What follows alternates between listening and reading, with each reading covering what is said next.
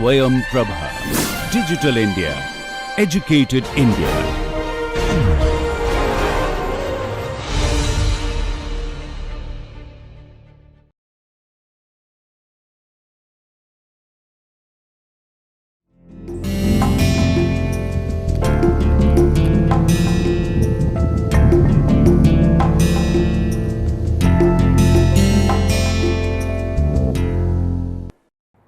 So, welcome to the lecture 5 of time series modeling and forecasting. In this lecture, I will focus on different components of time series, particularly the seasonal and cyclical plots. As you remember, in the last lecture, we have considered the methods, different methods for the determination of a trend component. In particular, we have considered the method of mathematical curve fitting and the method of moving averages. Now, here we will consider different plots for the seasonal component, and then we will also consider the methods for the determination of seasonal component. Now, seasonal variation is a regular periodic variation with period of cycle within 1 year. Usually, the period of cycle is it depends upon the season, whether it may be 1 month or it may be 1 quarter, but it is within 1 year. Then seasonal patterns are usually predictable. Factors recurring more or less regularly at a particular time point of the year or the week or the month are responsible for such variation. Now, those factors may be the cycles of seasons like rainy season or winter season, holidays like summer breaks, or those reasons may be different festival seasons, or it may be caused by regular changes in behavior. We will discuss some examples also for biological. One of the possible reasons may be the biological rhythm and physiology in response to periodic changes in the environment. So, there are several possibilities, several possible factors which may be responsible for seasonal variations. Here are many examples. Say animal migration or hibernation. Now, this is an example of seasonal variations. Now, this is caused by the biological rhythm. Increase in sales of departmental stores during first week of the month. So, usually the salaried class gets salary on the first of each month. So, they go for shopping in the first week of month. So, there is an increase in the sales of departmental stores. Increase in sale of coffee and warm clothes, woolen products during winters. Now, here the cause of presence of seasonality is the winter season. The sale of coffee or warm clothes increases during the winter season. Increase in sales of fans, air conditioners, cold drinks and ice creams during summers. Again, the cause of seasonality in the sale of say air conditioners or in the sale of ice creams is your usual season. During summers, people prefer to buy air conditioners because the weather is hot, or they prefer to eat ice cream. Clothes and firecrackers are in greater demand during Deepavali period. So, during Deepavali festival period, demand for these two things increases. One expects increase in unemployment in June as recent graduates are arriving into the job market. So, this is a natural phenomenon. Each year during the month of June, you find new graduates arriving in the job market. So, there is an increase in the unemployment. Then increase in sales of motor vehicles during Navratri Deepavali period. People prefer to buy new things like cars or two-wheelers during Navratri or Deepavali period. So, again the reason is these festivals, and we get seasonal variations in the sales of motor vehicles. Increase in viral fever cases during season change period. Again you observe seasonal phenomena in the number of cases of viral fever during change of season. Then identifying and measuring seasonal variations helps you in many ways. It helps you in better planning for temporary increase or decrease in labor requirements, inventory, training, periodic maintenance, supply chain management, etc.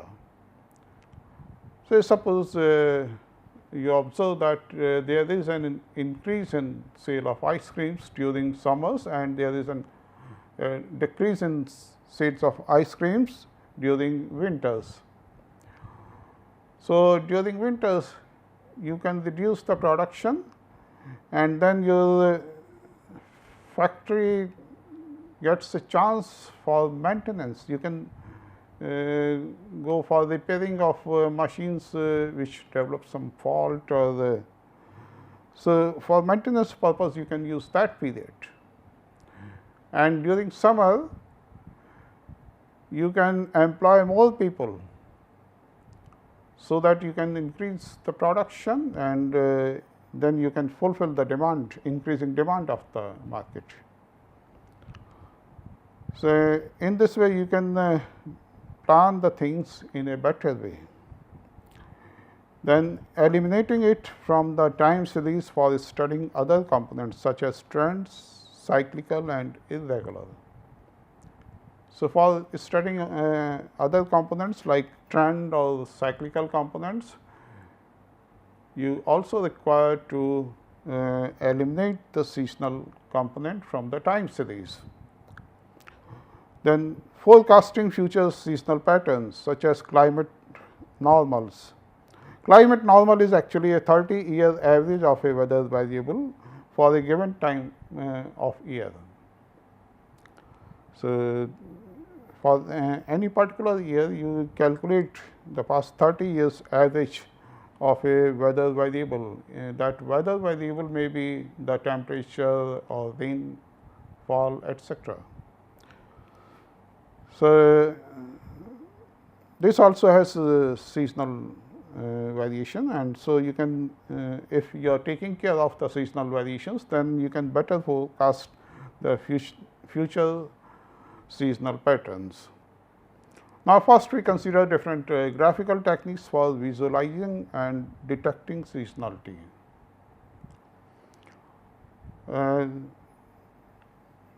Before going to main mathematical methods for obtaining the seasonal indices, first we consider different graphical techniques. Now, some of the important graphical techniques are simple time series or run sequence plot, then seasonal plot, seasonal subseries plot, multiple box plots, autocorrelation or correlogram and spectral plot. The last two plots, autocorrelation plot and correlogram and spectral plot, I am not going to consider here.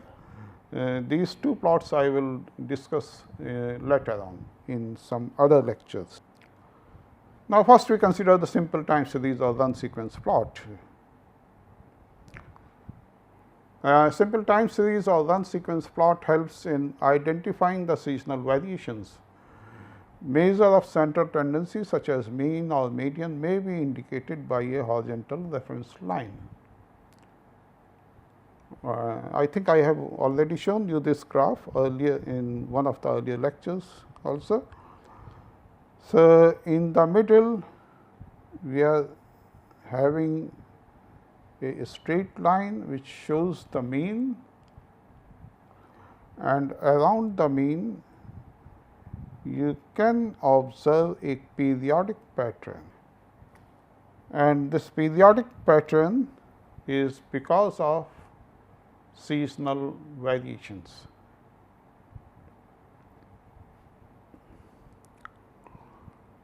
So, just by looking at the run sequence plot, you can easily observe the seasonal pattern present in the average daily gas flows data. So, such kind of run sequence plot helps you in identifying the seasonality present in the time series. It also helps you any shifts in location of seasonal pattern. Sometimes it may happen. There might be a shift in the seasonal pattern. It may be shifting from June to July. So, you can identify such kind of shifts using run sequence plot. Any shifts in variation of seasonal pattern. So, apart from location, there might be some shifts in variation. Means the values in June, they are gradually increasing. So, there might be shifts in variation of the seasonal pattern. Then presence of any outlier. So, usually the demand of ice cream increases during summers, but in a particular year you observe that the demand has not increased. Then you must look at the reason why this kind of outlier you have obtained.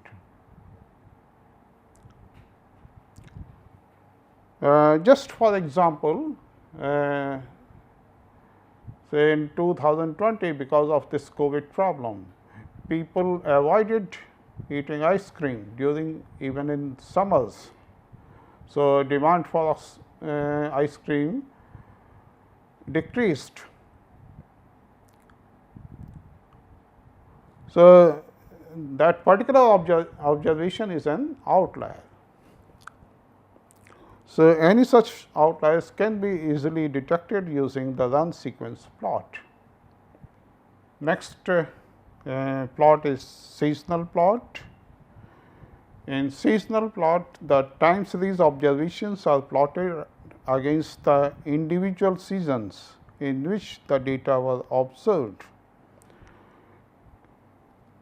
So, let us consider this example of average daily gas flows data. We have 4 years data. Series 1 denotes the graph corresponding to year 2008, series 2 denotes the graph corresponding to year 2009, series 3 is corresponding to 2010 and series 4 is corresponding to 2011. Now, on the x axis we have taken different months, and then we have plotted observations corresponding to different years against different months. So, this blue graph is for the year 2008. This orange graph is for the year 2009. This gray graph is for the year 2010, and the last one, this black one, is for the year 2011. Now, just by looking at these graphs, you can easily visualize the seasonal pattern. You observe that for all the years, the observations have a increasing pattern. The observations are going to increase during the months of July, August. In January and December, the observations have a tendency to decrease. So, you can clearly visualize the seasonal pattern just by looking at the seasonal plot. You can also identify the years in which pattern changes. Say, suppose here for some other year, maybe for 2012 or 2013, you get a graph like this. So, you can identify the change in seasonal pattern. So, then you can look for the reason behind such kind of change. You can also observe which of the year has more or larger observation during which month. Say, in January, which year has the largest observation? This series 3 observation means the year 2010. So, this kind of inferences you can easily draw using seasonal plot.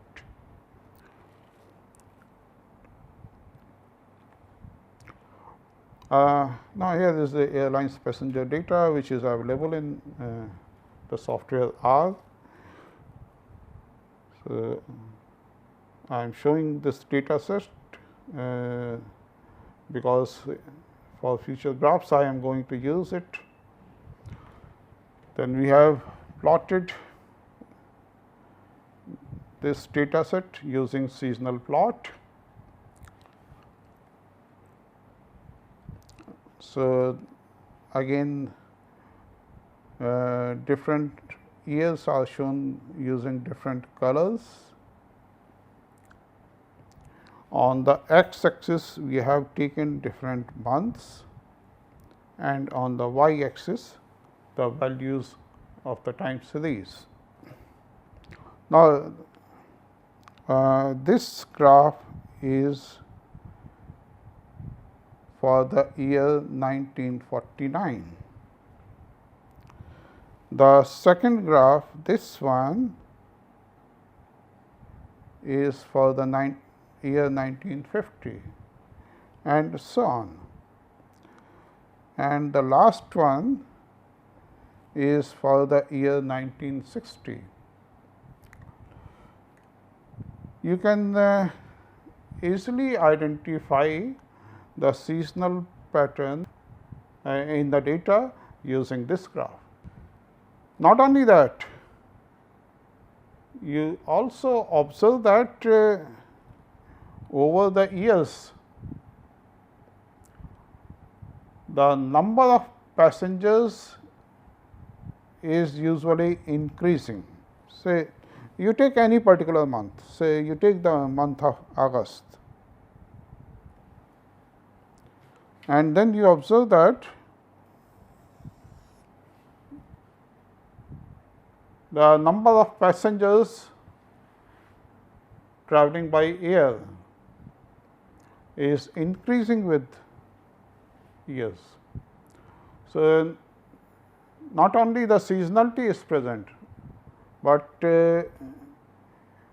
trend is also present in this data set.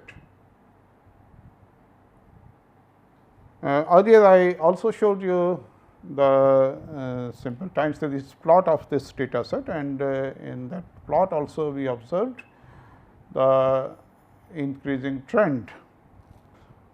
So, this is how seasonal plot helps you in identifying the seasonal patterns or the months in which the observations have a tendency to increase. Also, the months in which the observations have a tendency to decrease. Not only that, you also observe that the number of passengers traveling in January is quite close to the number of passengers traveling in December, or number of passengers traveling in November is quite close to the number of passengers traveling in February. So, this kind of inferences you can easily draw using this plot. Then seasonal polar plot. In seasonal polar plot,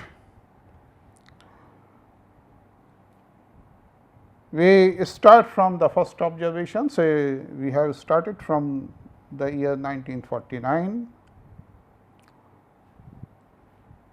Here also we are plotting that airlines air passengers data set on the polar plot.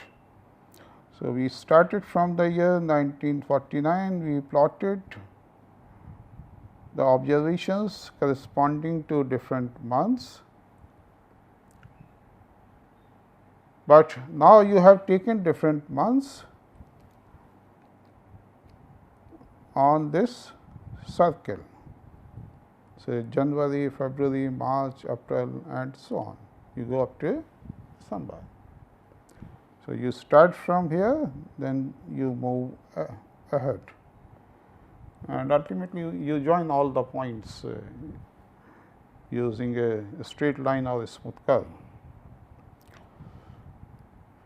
So, actually this polar plot also gives the same information or similar kind of information as the seasonal plot, but it becomes easier for you to make comparisons. Here also you easily identify that with the passage of time, not only seasonality is present in the time series, but increasing trend is also present. So, means one more thing you observe that whenever the year changes, we have changed the color of the graph. So, that you can easily identify the observations corresponding to different years. So, just by looking at this graph, you can draw this kind of inferences. Say November tends to have very low values. So, look at the graph corresponding to November, these November figures. So, these November figures tend to be very low, while August and July have higher values. These are the figures corresponding to July and the figures corresponding to August.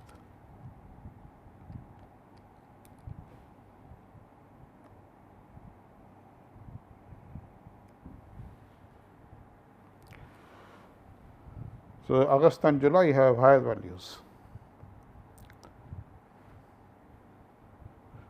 But it becomes difficult for you to visualize if relative values hold across months in the inner layer, because in comparison to the outer layer, this inner layer is very small. So, means it if there is a big difference between outer layer and inner layer, and if inner layer is quite small in comparison to the outer layer, then it becomes difficult for you to visualize if the relative values also hold for the inner layer. Means whether for the inner layer also August and July values or not, or whether for inner layer also November has lower value or not. Sometimes it becomes difficult for you to visualize it. Now, this is seasonal subseries plot. Again, on the x axis we have time of years, months or quarters, etc. One thing you must remember, for all these graphs, you must know the period of seasonality, whether it is monthly seasonality or quarterly seasonality, etc.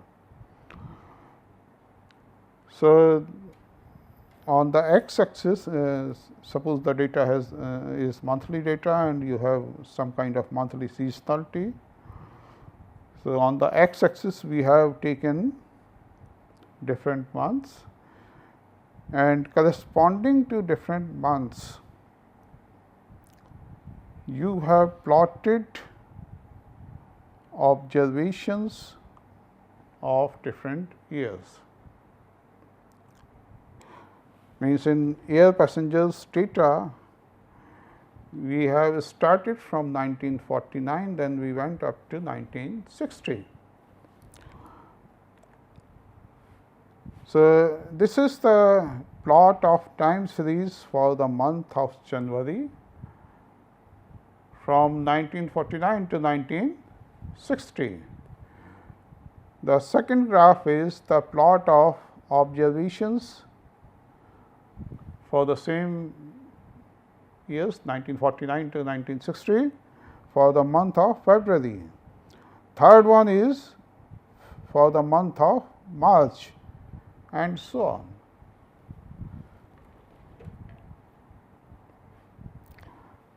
Then this blue line, blue horizontal line, gives the mean graph, and this mean graph makes the evolution over time clearer.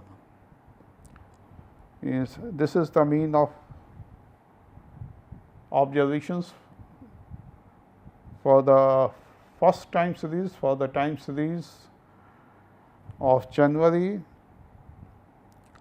This is the mean of time series for February, and so on.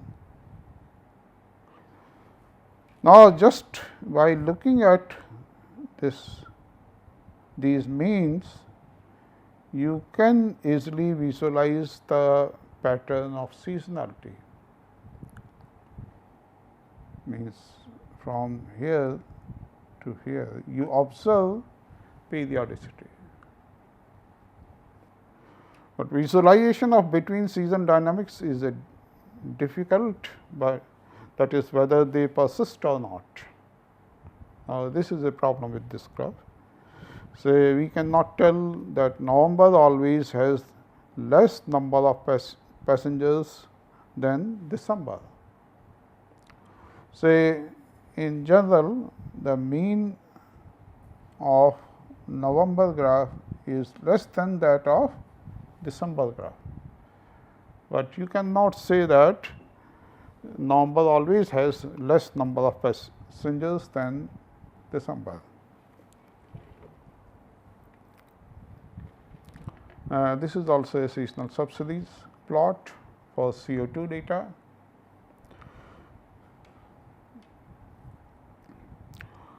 Again, if the period of the seasonality is known, we may use this plot for detecting seasonality in a time series. But if period of seasonality is unknown, then you can check the period of seasonality by using the correlogram, which we will discuss later on. So, again here also in this example we have plotted this time series for each month or season.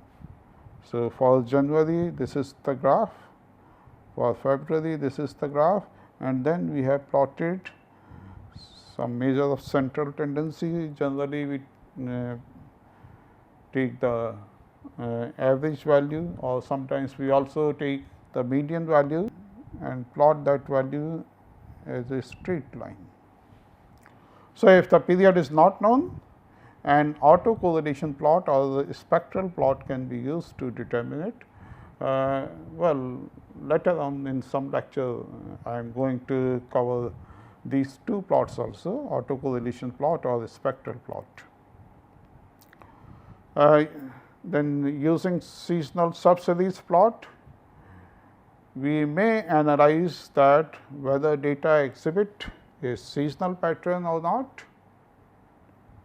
just by looking at the graph or by looking at the central values like mean or median.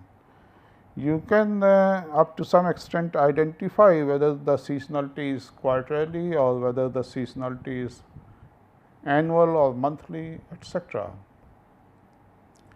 But take care, for observing that whether the seasonality is quarterly or not, you must have either quarterly observations or monthly observations or weekly observations or daily observations.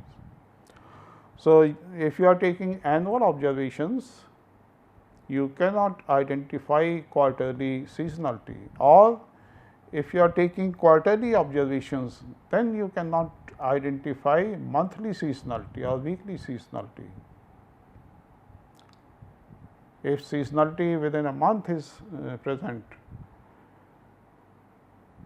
say there is more sale in a departmental store in the first week of each month, but you have quarterly data of sales, then you cannot identify that weekly seasonality or monthly seasonality.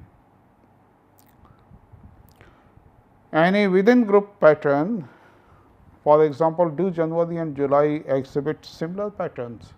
This also you can identify using the seasonal subseries plot. This is the graph for January and this is the graph for July. Whether these two graphs have similar pattern or not, you can easily see. These two graphs have don't have similar pattern. Although the medians are quite, or mean values are quite close to each other, but still the pattern is different.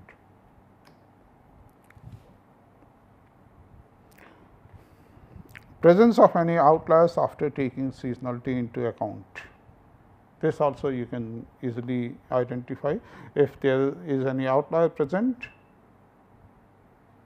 then you can identify that outlier. Whether seasonality pattern is changing over time, this also you can check. With the passage of time, whether seasonality is changing or not. Now, sometimes you have very high frequency data. High frequency data means you have very large time series and the observations are taken at very short interval.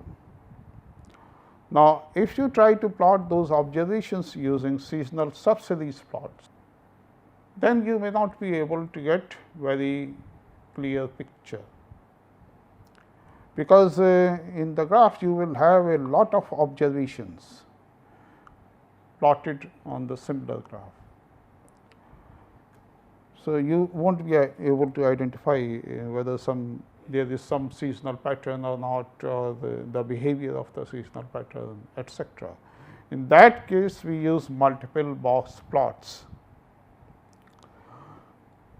So, instead of considering the entire time series or instead of plotting the entire time series for a month or for a quarter, we just consider the box plot for that particular month or for that particular quarter. Now, first I define what is a box plot. A box plot can be constructed by considering 5 elements. You need 5 quantities, the upper and lower quartiles.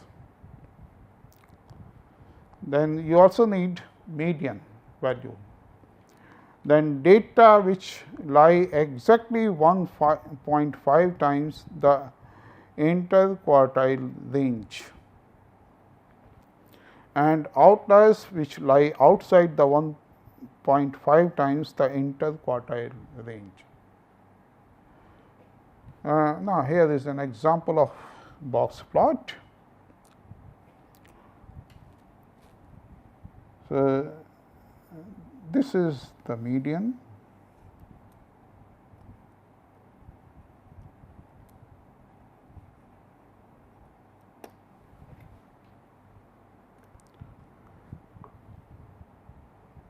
Then upper and lower quartiles are given here, and using these 2 quartiles you can also obtain the interquartile range of the data. Then these lines, these two lines show the 1.5 times the interquartile range.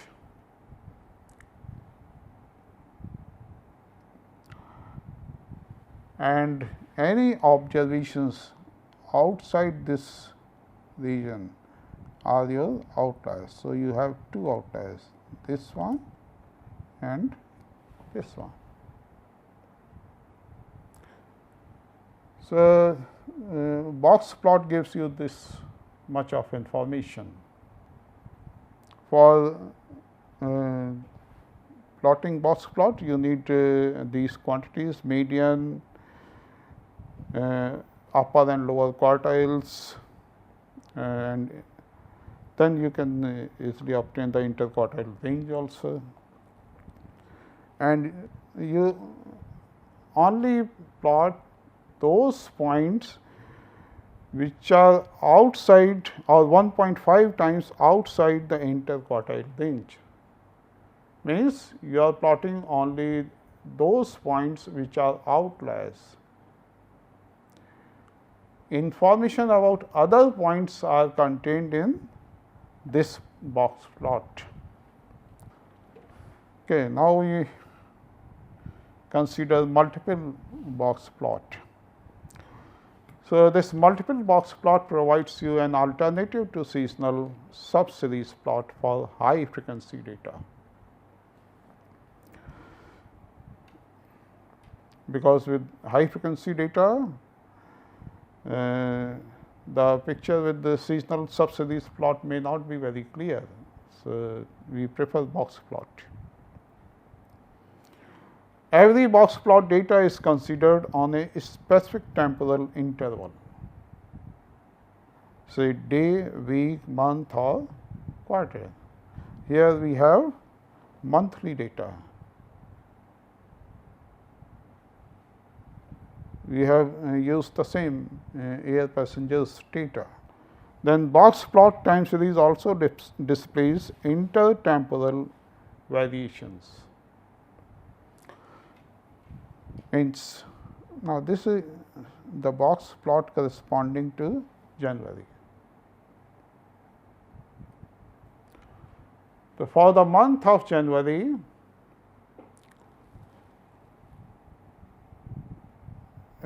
this is the plot for all the years. So, in January, how much variation is there? This interquartile range provides you a measure of variation for the month of January. Similarly, for the month of February, this interquartile range provides a measure of variation, and so on. In the middle, you plot median. Then these two lines are 1.5 times the interquartile range, where here we do not have any outliers. So, no outliers are displayed here, but suppose you have some outlying observation for the 4th month, means April, and that observation is here. So, we plot that observation here. Or suppose you have another outlier for the 7th month, means July. So, we plot that observation here. Okay.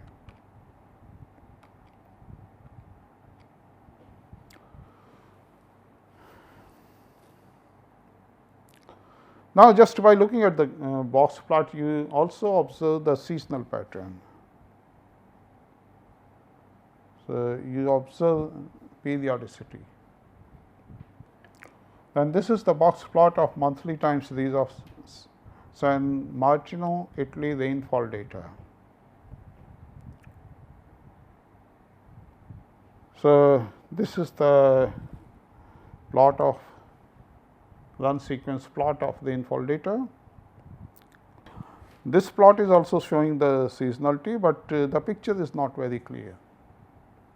But once you use the multiple box plot, the picture becomes more clear. So, again each box plot has the same information. So, it gives you the median value, it gives you interquartile range for the observations of each month, and if there are any outliers, then you have to show those outliers on the graph, etc. Next, we come to the cyclic variations.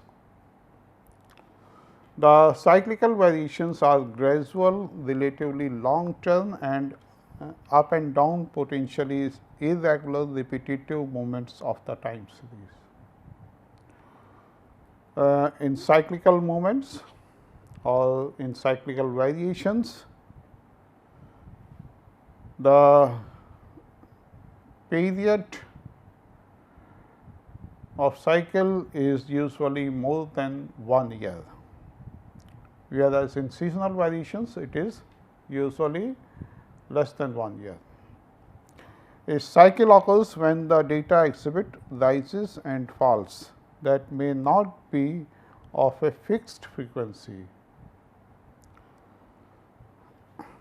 Usually in seasonal variations, the frequency does not vary much, but in cyclical variations this frequency varies, it is not fixed.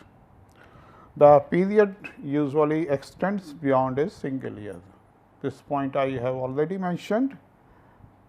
The period of cycle is usually more than 1 year. Then cyclical variations is periodic in nature with 6 phases.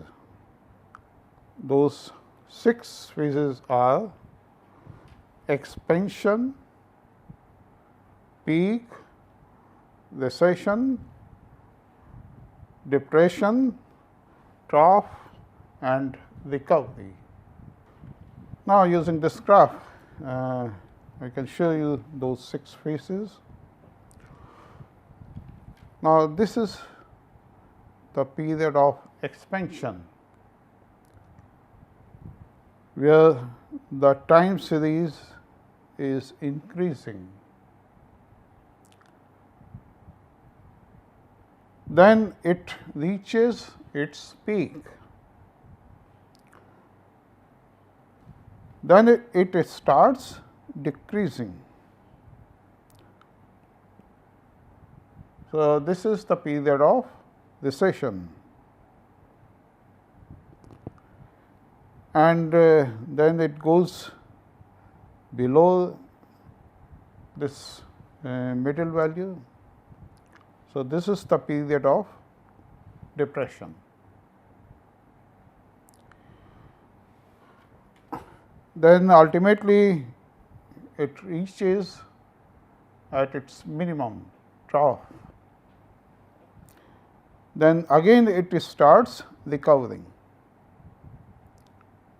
So, things start increasing, and after reaching this normal value, it starts expansion period starts. So, again it reaches peak, and then you get recession, etc.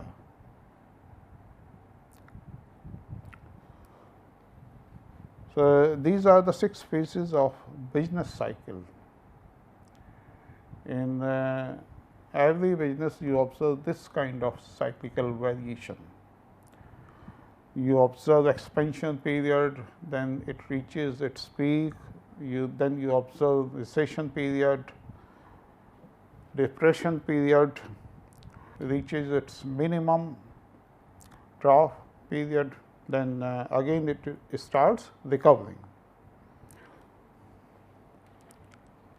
So, these are the examples of periodic variations. Say business cycle, economic expansion are followed by economic recession, followed again by economic expansions, etc. These expansions and recessions differ in length. So, it is not exact periodicity. These differ in length. Price cycles. In prices also you observe cyclical pattern. Occur when future production decisions are based on current prices, and producers have little control over the prices. For instance, industries involving large number of relatively small operations, and then you observe some kind of cyclical pattern. Solar cycles, cycle that sun's magnetic field goes through approximately every 11 years. This is a very popular example of periodic variation. Actually, sun's north and south poles switch places in 11 years. So, the entire magnetic field of sun completely flips in 11 years, and that activity of sun affects the sunspot data. So, here I have plotted sunspot data of the solar surface.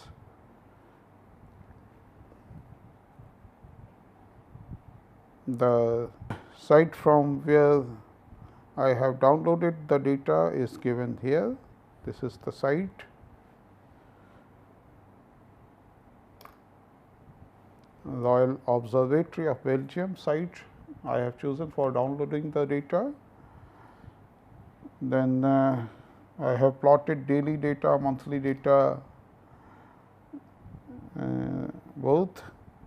This yellow graph shows the daily data, and this blue one gives the monthly data. Then this orange one gives you the monthly smoothed data. This graph clearly shows the periodicity.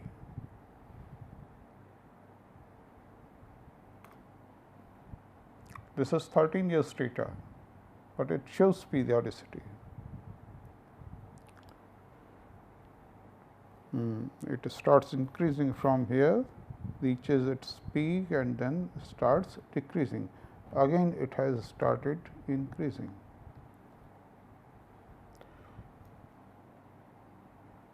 Now, if you observe such kind of periodicity, then this kind of periodicity also helps you in prediction. Now, using this kind of periodicity, you can predict the future pattern of the data. How to distinguish between seasonal and cyclic fluctuations? Now, this is a big problem, because both the fluctuations are periodic in nature. So, on the graph, both the variations look almost alike.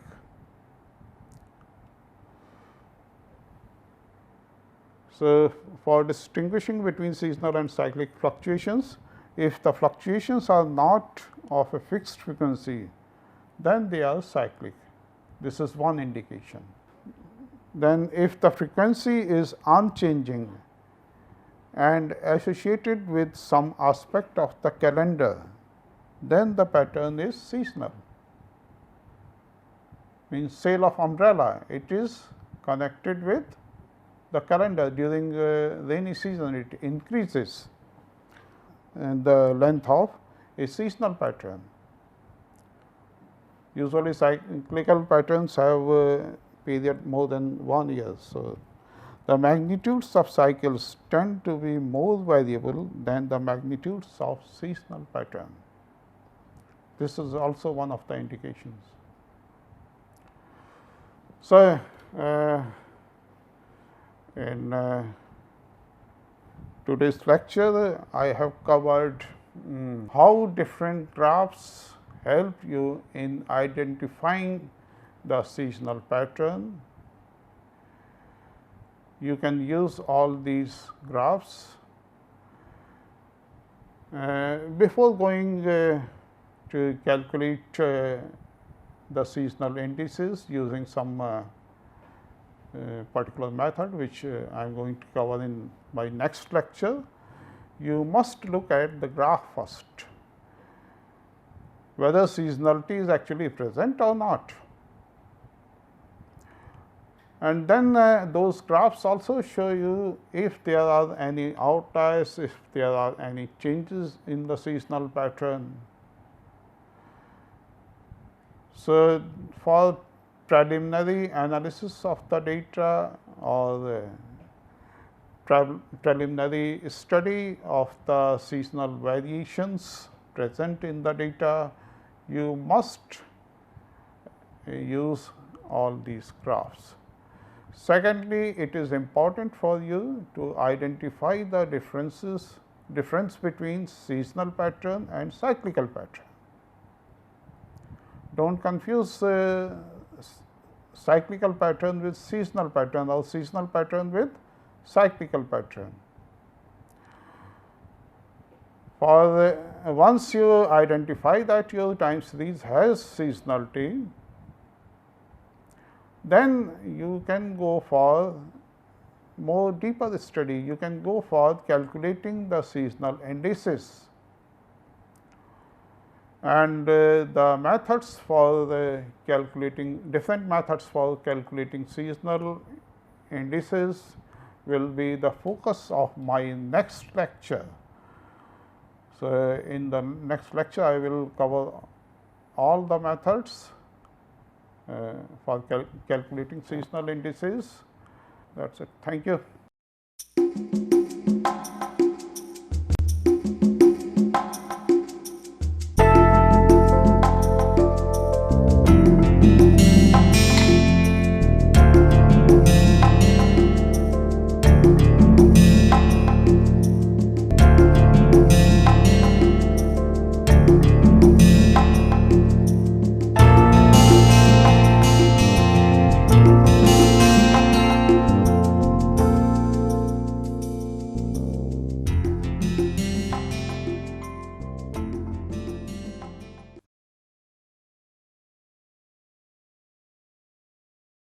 Hello, good morning everybody. I am Raghunandan Sengupta. So, I will just give you a very brief excitement area of finance, which is quantitative finance, and that has a huge market starting around about 10 years back, and it is exploding exponentially. So, what do we mean by quantitative finance? Quantitative finance is actually the application of different mathematical and statistical techniques in the area of financial markets, be it say for example derivative pricing, be it in the area of say for example portfolio management, be it in the area of asset liability management, be it in the area of portfolio management. We see that the application has exploded in such a way that there is a huge opportunity for people who have a quantitative background in mathematics and statistics. They can utilize those in the area of finance, but obviously with some prior knowledge of finance as a subject. Now, when we say about quantitative finance, as I said, it is an area of applied mathematics and statistics applied in financial markets. Use of different areas, if somebody is interested to know, we have stochastic calculus, we have derivative pricing, we have operation research, we have quantitative techniques like differential equations, stochastic calculus, time series, and they are heavily used in the area of quantitative finance as I mentioned. Now, we all know that in 1997 the Nobel Prize in Economics, so it is basically the Nobel Memorial Prize in Economics was given to the work of Merton and Scholz in the area of derivative pricing, and after that there has been exponential increase in the area of quantitative techniques in quantitative finance and in the area of different type of derivative pricing. With the advent, moreover with the advent of high-ended and sophisticated computing data, big data has come in a very big way, where application areas starting from computing, from different type of algorithm design have been taken up in such a big way that nowadays at least we are able to understand that how high frequency data algorithm trading can be utilized using the concept of quantitative finance in the area of finance as such. But there is a flip side also, obviously when there is a huge amount of development. So, obviously due to some regulation errors or something, there has been some pitfalls, which I think is should be a bullet point for people who are really interested to take up quantitative finance, they should be aware. So, consider the financial crisis in 2008 and later on, and we are seeing different banks are failing, different financial institutions are facing a problem, countries are facing a problem like in Europe, in USA. So, what should be done? So, the main thing is that even if you know the technique is best for people who are investors, who are private players, organizations like banks, governments should use these techniques in a very somber manner, such that the application areas of quantitative finance using the techniques which we learned can be utilized in the best possible way to garner the overall the in-depth knowledge a person has in trying to utilize these quantitative techniques in finance. And I am sure that people who have the background, who have the knowledge, who have the sophistication, who have the knowledge of the society can definitely use quantitative finance in a very big way in trying to make their mark in this exciting field, which you are going to see in years to come. And I am sure it will be a very exciting learning tool for all the participants who will take quantitative finance as a subject in years to come. Thank you, and I wish all the participants all the best and best of luck for the programs they will take. Thank you.